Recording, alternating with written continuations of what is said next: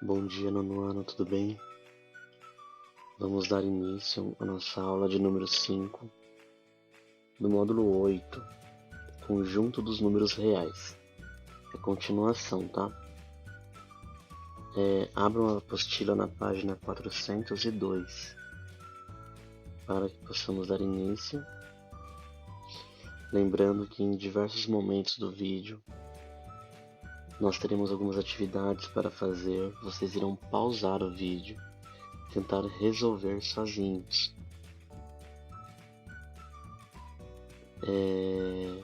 Feito isso, em alguns casos eu irei com a autocorreção, tá? E qualquer dúvida que surgir, vocês poderão me perguntar pelo WhatsApp, tá bom? Bons estudos a todos. Vambora! A duplicação do volume de um cubo. Muitas descobertas matemáticas surgiram de problemas históricos e até mesmo de histórias lendárias. Um dos problemas, a princípio considerado sem solução, inquietou matemáticos durante alguns séculos: o da duplicação do volume de um cubo. Esse problema nasceu de uma lenda da mitologia grega. Conheça parte dela, cujo texto mantém a grafia da época de sua publicação. No templo de Apolo, na ilha grega de Delos, existia um altar com a forma de um sólido geométrico, de um cubo.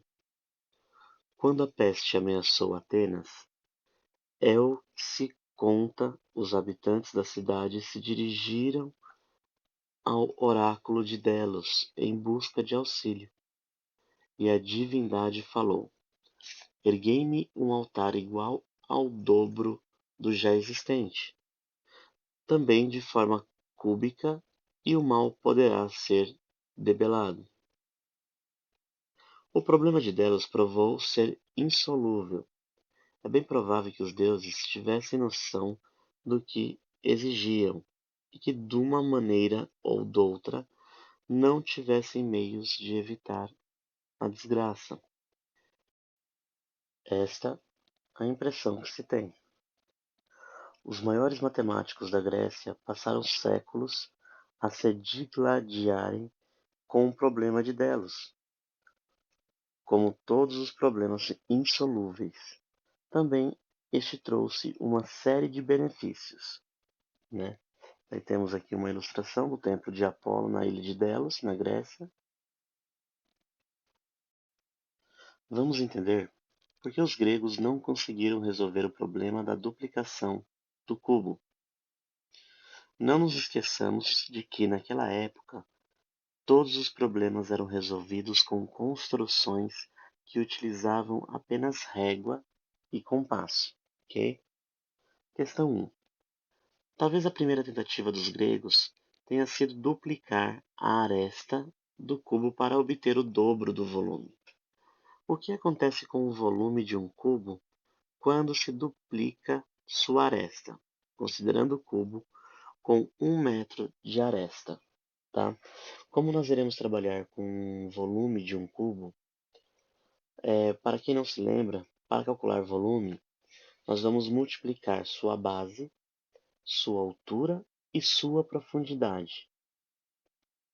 Ok?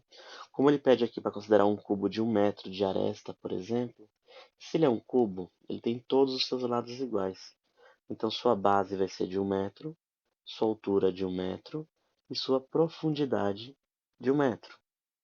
Ok? Ele pede para eu duplicar, né? Ou seja, vai ficar 2 por 2 por 2. Então, 2 vezes 2 vezes 2, né? 2 vezes 2, 4 vezes 2, 8. Ok? É isso que nós vamos fazer aqui no exercício 1. Então, fazendo isso, né? Duplicando sua aresta, a aresta com 1 centímetro, por exemplo, ele equivale a um volume de 1 centímetro cúbico, porque 1 vezes 1 vezes 1 permanece 1, certo? Ou seja, 1 centímetro cúbico. E a aresta se for 2 centímetros, ou seja, eu vou duplicar a aresta anterior, vai ficar 2 vezes 2 vezes 2. 2 vezes 2, 4 vezes 2, 8. 8 centímetros cúbicos. No exercício 2 é o seguinte: vamos resolver algebricamente o problema. Você já sabe que, se a aresta de um cubo mede 1 metro, seu volume será de 1 metro cúbico. O problema consiste em encontrar a aresta de um cubo cujo volume é 2 metros cúbicos, representando por x a medida dessa aresta. Escreva a equação correspondente ao problema. Vamos lá. Então, respondendo, a equação será x elevado ao cubo igual a 2, né? Ou seja, que número que eu elevo ao cubo que será igual a 2. Questão 3. Aplicando a operação inversa, determine o número que representa a medida da aresta do cubo cuja equação você encontrou no item 2. Então, agora há pouco estava x elevado ao cubo igual a 2, né? Para eu eliminar aquele cubo do meu x, eu vou colocar raiz cúbica dos dois lados. Então, a raiz cúbica ela vai se anular com o cubo que estava no x, porém, no 2 não tem como resolver, né? Ou seja, vai permanecer raiz cúbica de 2. No exercício 4, esse número é racional? Justifique. Então, na realidade é não, né? Ele não é um número racional. Ou seja, ele é um número irracional, pois não há nenhum número racional que elevado ao cubo seja exatamente igual a 2. Na questão 5, entre quais números inteiros consecutivos esse número está localizado? Então, por exemplo, 1 vezes 1 vezes 1, ou seja, 1 ao cubo é 1. Se eu fizer 2 ao cubo, ele dá 8. Então, né, o número 2 ele estará entre 1 e 2. Questão 6. Calcule o valor aproximado desse número com uma ordem decimal. Então, por exemplo, fazendo na calculadora, 1,1 elevado ao cubo vai ser igual a 1,331. Se eu aumentar um número aí do meu décimo, então 1,2 elevado ao cubo, 1,728. Mas se eu fizer 1,3 elevado ao cubo, vai dar 2,197. Ou seja, ele passou o número 2. Então eu posso concluir o quê? Que raiz cúbica de 2 ele vai ser igual aproximadamente a 1,2, tá? Ou seja, 1,2 por falta ou 1,3 por excesso, né? O Chander ele me perguntou na aula passada o seguinte: o que era por falta e por excesso? Por exemplo, o número-chave aqui, nós estamos trabalhando com o 2, correto? Então, o que acontece? Quando eu elevei 1,2 ao cubo, deu 1,728, ou seja, faltou um número para chegar ao meu 2. Por isso, como ele faltou um número, eu digo por falta. Já quando eu elevei ao cubo o 1,3, deu 2,197. Ou seja, ele passou o número 2. Como ele passou, eu digo que é por excesso. Raízes de índice qualquer. Ao resolver a seção anterior, você obteve um radical cujo índice é diferente de 2. Dessa forma, conclui-se que o índice de um radical pode ser um número n qualquer, tal que seja inteiro e positivo. Exemplos. Raiz cúbica de 2, né? Nós lê-se raiz cúbica de 2. 3 é o índice. Daí na linha de baixo, lê-se raiz quarta de 2. 4 é o índice. Raiz quinta de 3. 5 é o índice. Raiz cúbica de 8. 3 é o índice. E quando eu tenho aqui raiz de x com o índice n, nós lemos o seguinte: raiz enésima de x. E o meu índice é a letra n. Encontrar a raiz enésima de um número x qualquer é encontrar o número que, elevado ao expoente n, tenha x como potência, né? Então, aqui, raiz de x, né, tendo como índice o n, é igual a A. Repara o seguinte, o meu índice, que é a letra n, ele na realidade ele é a potência do meu A, certo? Que é igual a x. O que eu posso concluir, por exemplo? Vou tentar falar na linguagem de vocês. Raiz enésima de x é igual a A. Então, se eu passar a raiz para o lado de lá, ele vai como potência. Então, o n, que ele era o índice da minha raiz, ele passa a ser potência do meu A. Então, A elevado a n fica igual a x. Tá? Ou ainda, né, que nós vimos na aula anterior, eu posso tirar da raiz elevando em forma de fração. O x, como não tem nada, ele na realidade ele está sendo elevado a 1, né? Então, 1 a minha potência do x, ele será o numerador da fração e meu índice da minha raiz será o denominador, tá? Ou seja, x elevado a 1 sobre n elevado a n é igual a x. Observe na semelhança 1 que o índice n na radiciação é o expoente na potenciação. O radicando x na radiciação é a potência na potenciação. A raiz a na radiciação é a base na potenciação. Observe na semelhança 2 que o índice n do radical transforma-se em denominador do expoente fracionário. No exemplo dado, o numerador do expoente fracionário é 1 pelo fato de o radicando x não conter expoente. No caso da existência de expoente no radicando, este se transformará em numerador. Exemplo, raiz cúbica de 2 ao quadrado. O 2, que é a minha potência do meu 2, ele vai virar numerador, né? E meu índice, que é 3, ele será o denominador. Então, um é igual ao outro. Belezinha? Vamos para alguns exercícios que vocês entenderão bem melhor. Exercício 2, número 1. Escreva na representação de expoente fracionário os seguintes números irracionais. Então, por exemplo, eu vou fazer para vocês somente a letra A e a letra G, ok? Daí vocês irão fazer o restante.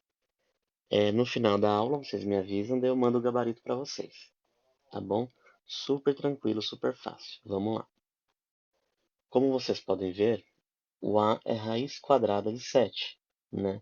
O 7 é como se fosse 7 elevado a 1, né? Porque não tem nada ali. Então, a minha potência do 7, ele será o numerador da minha fração, né?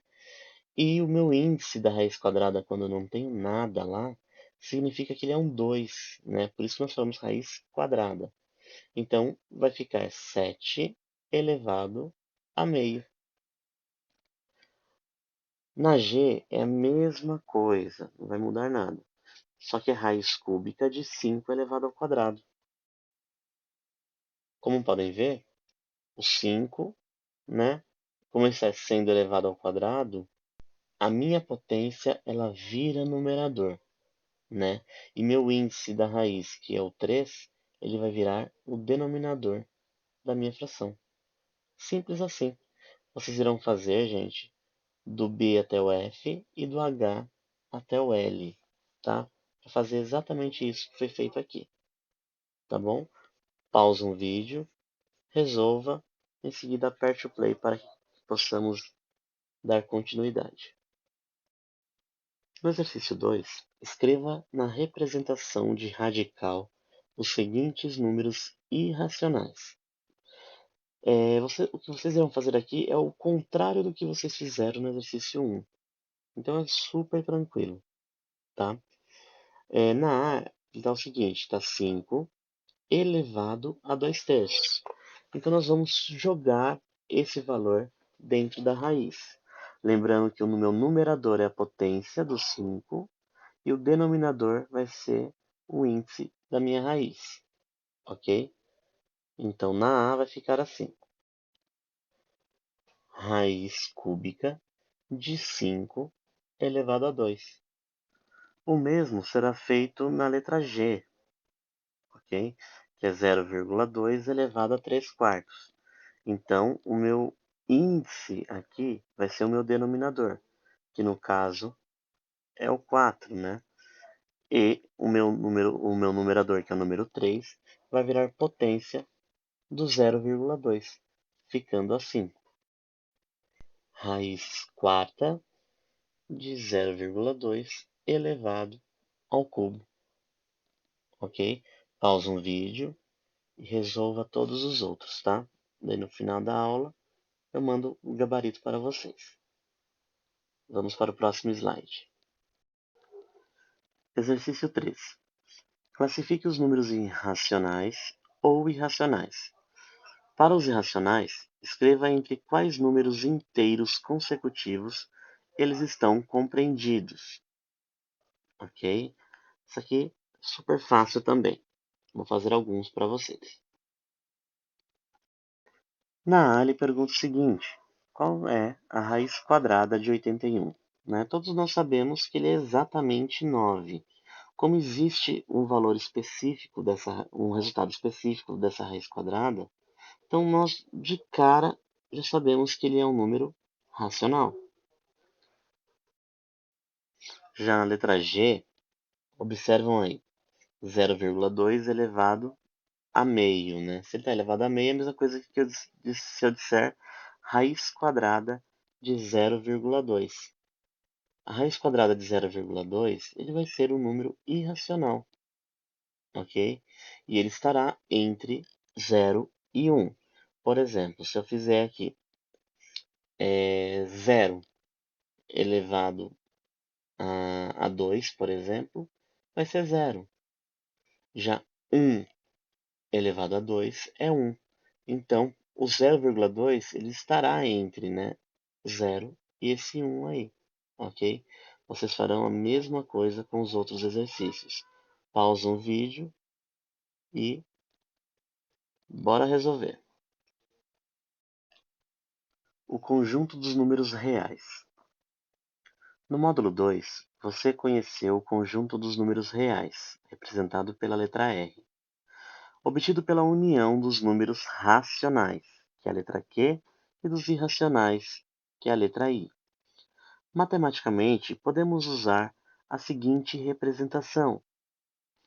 Ou seja, se eu unificar os números racionais com os números irracionais, eu vou obter os números reais. O símbolo U, na teoria de conjuntos, indica a união entre dois conjuntos. Isto é, os elementos de um conjunto união são elementos de um e ou de outro conjunto. Assim, o número real ou é racional ou irracional. Entretanto, nenhum número pode ser ao mesmo tempo racional e irracional.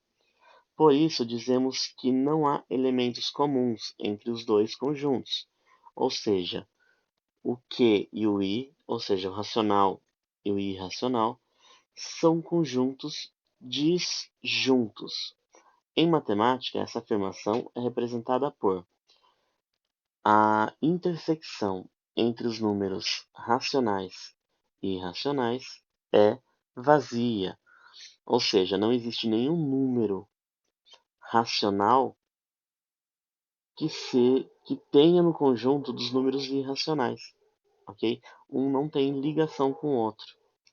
O símbolo U de ponta-cabeça, na teoria dos conjuntos, indica a intersecção entre dois conjuntos, ou seja, o conjunto intersecção possui elementos comuns aos conjuntos dados. Já vimos também que os números naturais, representados pela letra N, e os números inteiros, representados pela letra Z, são subconjuntos dos números racionais, que é a letra Q. Como os racionais é um subconjunto de reais, então N e Z são subconjuntos de R, ou seja, os números naturais e os números inteiros, eles são subconjuntos dos números reais. Exercício 3. 1. No módulo 1, você explorou as impossibilidades das operações inversas nos conjuntos numéricos n, z e q, ou seja, naturais, inteiros e racionais. No entanto, ficou em aberto a seguinte questão: o conjunto racional é suficiente para a operação inversa da potenciação, a radiciação? A. Após o estudo dos diferentes conjuntos numéricos, como você responde a essa questão? Como podem ver, nem toda radiciação será possível no universo dos números racionais. Um exemplo disso é a raiz quadrada de 3, né? Porque se a gente tentar resolver raiz quadrada de 3, nós iremos observar que ele será um número irracional. A B. E no conjunto dos números reais, representado pela letra R, existe alguma impossibilidade? Resposta: sim, né? Há uma impossibilidade, sim. Raízes com o índice par e radicando negativo. O que eu quero dizer?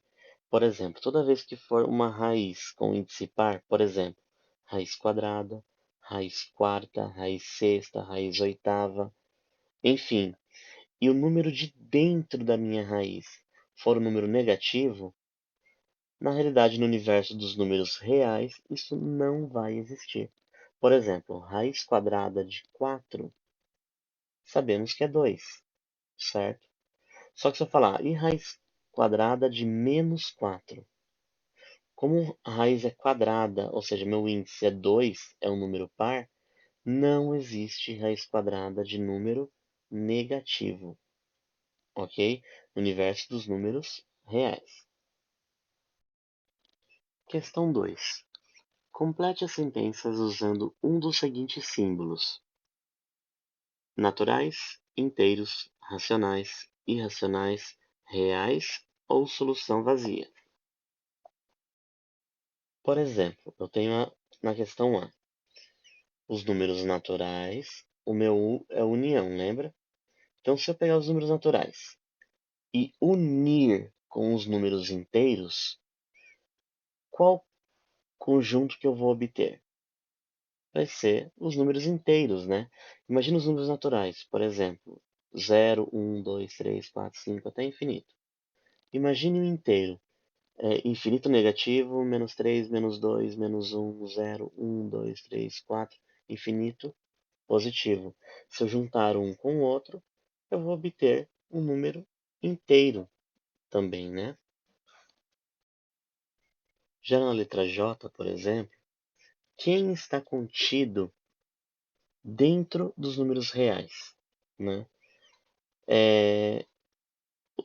Quem está contido nos números reais, nós podemos considerar os números naturais, os números inteiros, os números racionais, os números irracionais e até a solução vazia. Então, se a gente observar, os números reais, nós vamos trabalhar praticamente com todos os conjuntos que nós vimos até hoje, né? Ou seja, os números reais, ele pode ser um número racional, pode ser um número irracional, pode ser um número positivo, um número negativo, um número com fração, uma dízima periódica, ok? Então, como nós vamos trabalhar com os números reais daqui para frente, todos esses conjuntos juntos nós poderemos utilizar. Isso daqui é um pouquinho mais complexo, ok? Mesmo que tenham dificuldades, tentam resolver, ok? Se der algum problema, depois eu venho com a correção, daí eu posso explicar para vocês, tá bom? Pausa o vídeo e tentam resolver aí os outros. Questão 3. Assinale verdadeiro ou falso, conforme as sentenças sejam verdadeiras ou falsas. No caso das sentenças falsas, dê contra-exemplos, exemplos que mostram a falsidade da informação, ok? Vou fazer um aqui que seja falso, só para poder explicar para vocês. Verdadeiro não precisa fazer nada, é só verdadeiro, ponto final. Agora, se for falso, nós vamos ter que dar um contra-exemplo. Eu usei como exemplo a questão B, né, que no caso é falsa. O quociente entre dois números naturais é sempre um número natural? Ou seja, se eu pegar um número natural e dividir outro número natural, sempre a minha resposta vai ser um número natural? Não. O contra-exemplo é o seguinte, eu usei o 3 dividido por 2. O 3 é natural, o 2 também é natural. Só que o resultado não deu 1,5. E 1,5 ele é natural? Não. Ok? Então, pausa o vídeo, tenta resolver aí todos os outros, tá bom? Em seguida, né, ou melhor, no final da aula, eu passarei o gabarito para vocês, tá bom? Pausa o vídeo, em seguida iremos para o próximo slide. Aqui nós vamos a uma revisão, né, que vocês já aprenderam. A notação científica. No caderno 4 do 8º ano, você aprendeu a representar o número em notação científica. Vamos retomar esse conteúdo.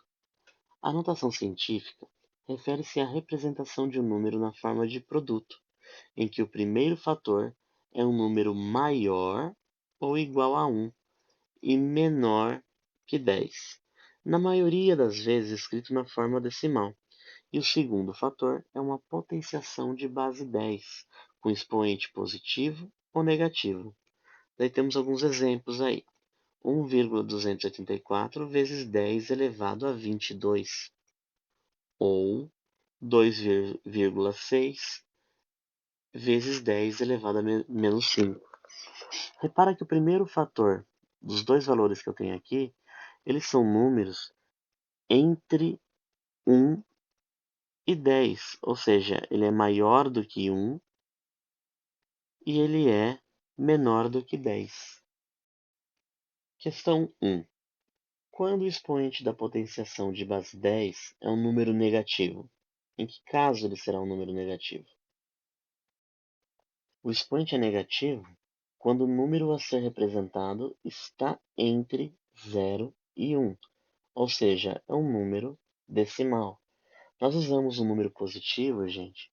Quanto maior for a minha potência de número positivo, maior ou mais gigante será o meu número. Estou trabalhando com valores muito altos. Quando eu estiver trabalhando com valores negativos, esse valor vai ser um valor muito baixo. Ele não será um valor negativo, mas ele será um valor muito, muito, muito baixo. Ou seja, ele estará entre 0 e 1. Texto para a questão 2. O telescópio Hubble fez um registro com detalhes sem precedentes de uma das galáxias mais antigas do universo.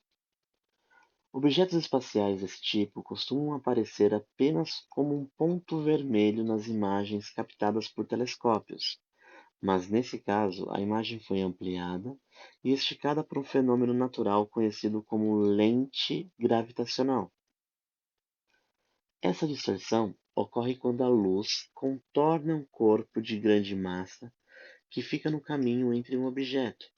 No caso, esta galáxia, surgida apenas 500 milhões de anos após o Big Bang, e seu observador, o Hubble. Na astronomia, a distância e a idade de um corpo celeste estão interligados. Por causa do tempo que a luz leva para percorrer uma grande distância, essa galáxia está sendo observada como existia há mais de 13 bilhões de anos. Os detalhes observados neste registro permitirão ao cientista testar teorias sobre a evolução de galáxias. Exercício 2. Escreva os dois números que aparecem no texto em notação científica. Para que possamos entender melhor esse exercício, vamos aprender a contar os zeros. Então, por exemplo, 1 milhão. 1 milhão não tem 6 zeros. Ou seja, 1 milhão é a mesma coisa que 10 elevado à sexta potência. No texto, ele fala o número 500 milhões de anos, né? Milhões, ou seja, seria 10 elevado a 6, né? Logo, seria 500 vezes 10 elevado a 6. Só que lembra que foi mencionado que o nosso primeiro fator ele teria que ser um número entre 0 e 10? Como 500 ele ultrapassou e ultrapassou bem, né? A vírgula vai andar mais duas casas para o lado esquerdo. Então, ao invés de 500, a vírgula andando duas casas, ele ficará com o número 5. Daí vai entrar dentro da minha regrinha, né? Entre 0 e 10, o número 5. Como estava como 10 elevado a 6 e a vírgula andou mais dois zeros, eu vou pegar esse 6 e somar mais 2, que no caso é 8, né? Então, 500 milhões de anos é a mesma coisa que 5 vezes 10 elevado a 8, ok? O mesmo irá acontecer com o 13 bilhões de anos, né? Ou seja, o número bilhão, ele contém 9 zeros, né? Então, 13 vezes 10 elevado a 9. Lembrando que o número 13, ele não está entre 0 e 10. Então, para ele estar entre 0 e 10, a vírgula vai andar uma casa. E a vírgula andando uma casa, o que era elevado a 9 vai aumentar uma potência, se tornará 10. Então, vai ficar 1,3 vezes 10 elevado à décima potência. Questão 3. Represente os números a seguir em notação científica, usando números inteiros ou decimal com uma ordem no primeiro fator. Eu vou fazer somente a letra A para vocês e o restante vou deixar por conta de vocês, tá bom? Na A, a massa de um elétron é aproximadamente, né? Tá aí o número, não sei nem pronunciar isso, quilos. Vamos representar esse valor monstruoso aí em forma de notação científica. Nesse número gigante aqui, o único número que me aparece aqui é o 91. Consegue observar? Ou seja, 910 aí. Eu vou pegar o 91, né? Vou colocar a vírgula entre o 1 e o 0 ali, ok? Tá vendo esse intervalo aí como, por exemplo, se existisse duas vírgulas? Se eu colocar uma vírgula entre o 1 e o 0, quantas casas eu vou ter de uma vírgula até outra? Se vocês contarem, vocês vão observar que ele obterão 32 casas. Então eu coloco lá em cima 91 vezes 10 elevado a menos 32. Lembra que eu expliquei? Quando o número for elevado a um expoente negativo, ele vai se tornar um número entre 0 e 1, né? E como o primeiro número ele é 91 e ele tem que ser entre 0 e 10, então a vírgula vai andar mais uma casa, né? Então se a vírgula andar mais uma casa, ele vai ficar 9,1. E eu vou acrescentar, eu vou somar o número da minha potência. Então menos 32 com mais 1, né, que é de uma casa que andou a vírgula, vai ficar 9,1 vezes 10 elevado a menos 31 quilos aproximadamente. Ok? Tentam resolver a B, a C, a D e a E aí. Em seguida, vamos para a questão de número 4. 4 é a questão de Enem, hein? Uma das principais provas de velocidade do atletismo é a prova dos 400 metros rasos. No Campeonato Mundial de Sevilha, em 1999, O atleta Michael Johnson venceu essa prova com a marca de 43,18 segundos. Esse tempo em segundo, escrito em notação científica, é. Daí nós temos aí a alternativa A, B, C, D e E. Ou seja, vamos pegar 43,18 segundos e passar ele para notação científica. Qual dessas alternativas será a alternativa correta? Então, a alternativa correta é a alternativa B, né? Porque como eu queria 43,18 segundos, a minha vírgula tem que formar um número entre 0 e 10. Então a vírgula ele vai voltar uma casa, ele vai ficar 4,318. Como ele andou apenas uma casa, eu vou somar um número na minha potência. Ou seja, como não havia potência nenhuma, não havia 10, ele vai formar o nosso primeiro 10 aí, né? Então vai ficar 4,318 vezes 10 elevado a 1. Super fácil, né? Sistematizando o conjunto dos números reais. Ao finalizar este módulo, estamos concluindo as ampliações dos conjuntos numéricos no ensino fundamental. No ensino médio, você conhecerá a ampliação do conjunto dos números reais com a criação de um novo conjunto que possibilita o cálculo de qualquer radiciação. Nas discussões realizadas até agora, faltou apenas analisar o tipo de número que expressa a probabilidade de ocorrência de um evento. Vamos a ele. Você deve se lembrar de que para calcular a probabilidade de ocorrência de um evento E, né, que nós chamamos com a letra E, basta dividir o número de resultados prováveis pelo número de elementos do espaço amostral, representado pela letra S. Ou seja, né, a probabilidade de E vai ser o número de elementos de E dividido pelo número de elementos do espaço amostral, né? Ou seja, vai ser o evento dividido pelo espaço amostral. E P é um número real compreendido entre 0, inclusive, e 1, inclusive. Isto é, P é maior ou igual a 0, que é menor ou igual a 1. Ok? Pode parecer difícil, gente, mas na hora que começar os exercícios, vocês vão entender muito melhor, tá? Vamos retomar essas ideias. Partindo do espaço amostral para o experimento do lançamento de um dado, por exemplo. O espaço amostral, gente, ele significa que eu quero saber quais são todas as minhas possibilidades. Então, no lançamento de um dado, por exemplo, eu posso obter o número 1, número 2, número 3, número 4, número 5 e número 6, certo? Então, o espaço amostral, no caso, é o número de 1 até 6, ok? Para esse experimento, obter face 7 no lançamento de um dado é um evento impossível. Logo, a minha probabilidade de cair a face 7 é zero, né? É impossível cair a face 7.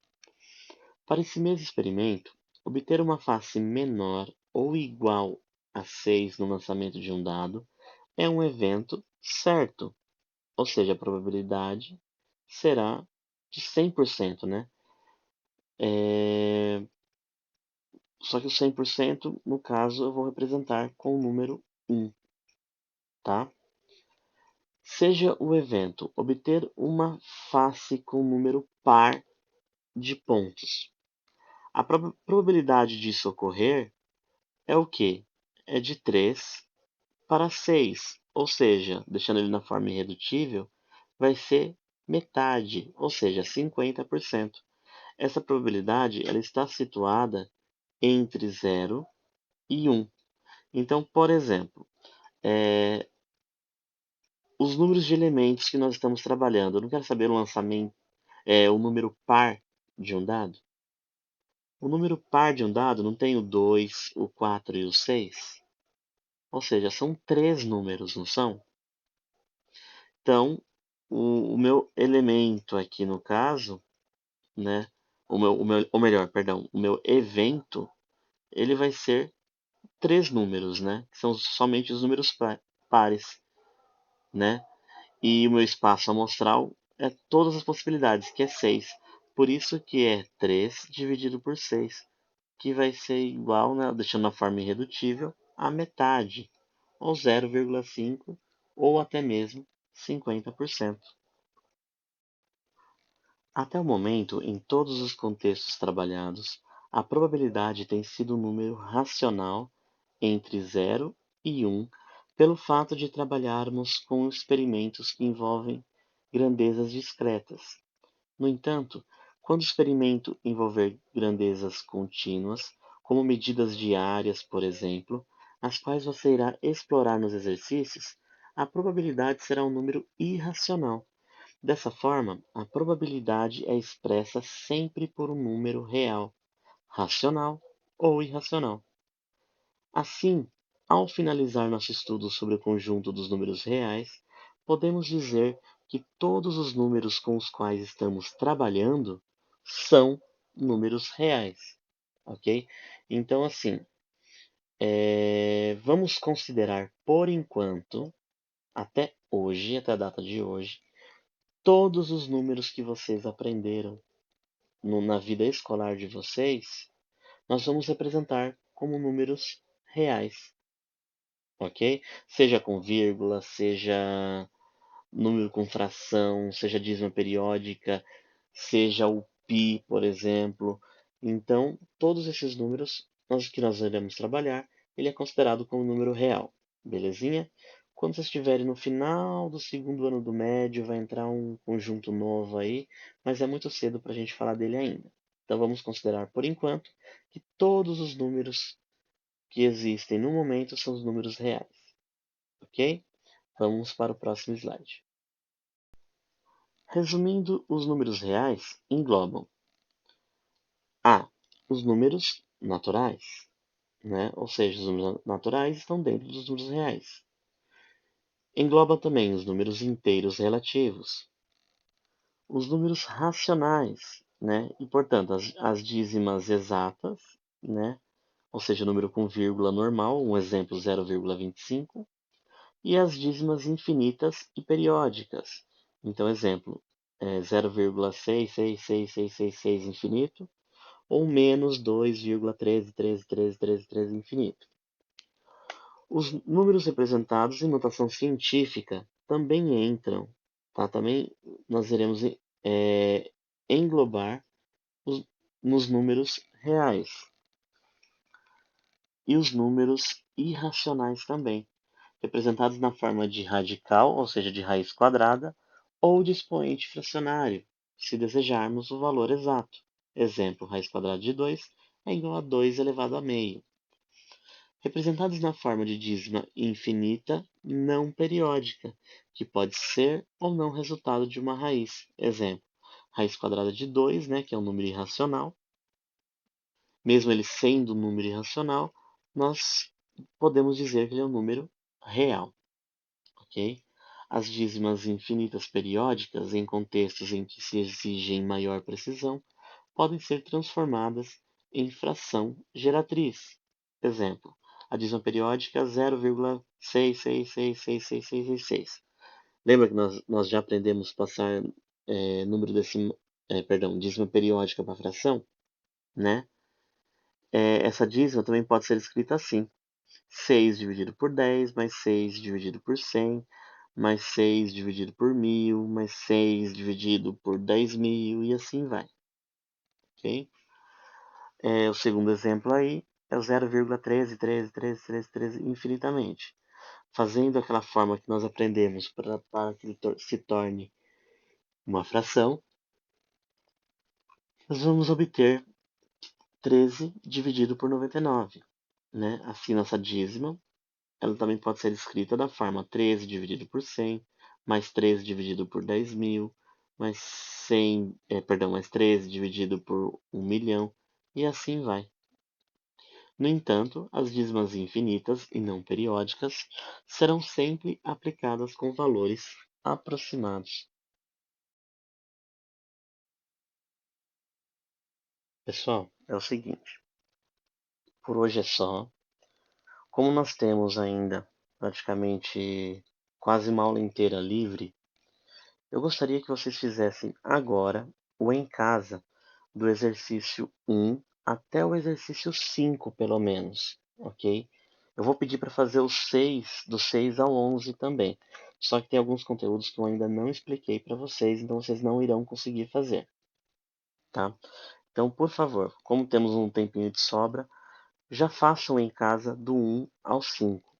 Se tiver alguma dúvida, é só me perguntar pelo WhatsApp que eu irei explicar para vocês, tá bom? E se precisar, o gabarito dos exercícios anteriores, é só vocês me avisar, tá bom? Então, muito obrigado. Obrigado por assistir até aqui. Eu sei que se torna um pouquinho cansativo, né? Uma aula de matemática à distância, mas é o que temos para hoje, tá? E foi feito com muito carinho, tá bom? Beijos no coração de todos. Até breve.